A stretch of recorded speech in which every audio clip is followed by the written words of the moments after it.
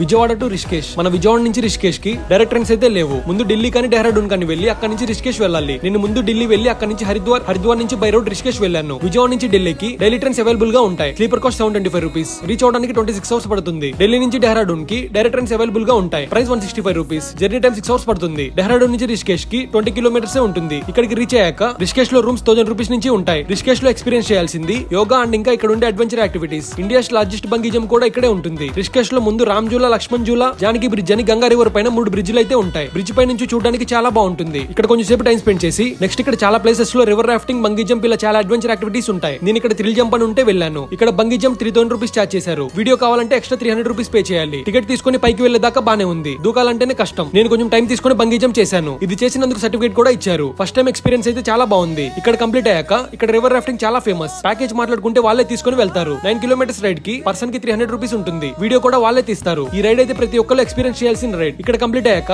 రిషికేష్ లో స్వర్గాశ్రమం దగ్గర ఈవినింగ్ 5:30 నుంచి గంగా హారతి ఇస్తారు. ఈవినింగ్ మొత్తం ఇక్కడ టైం స్పెండ్ చేయొచ్చు. గంగా రివర్ పక్కనే శివుడు స్టాచ్యూ దగ్గర హారతి ఇస్తారు. చాలా బాగుంటుంది. ఇక్కడ మొత్తం కంప్లీట్ అయ్యాక రిషికేష్ నుంచి హరిద్వార్ వెళ్ళొచ్చు. ఆర్ డైరెక్ట్ విజయవాడ రావాలనుకునే వాళ్ళకి రిషికేష్ నుంచి డెహ్రాడూన్ వచ్చి అక్కడ నుంచి రిటర్న్ బ్యాక్ టు విజయవాడ.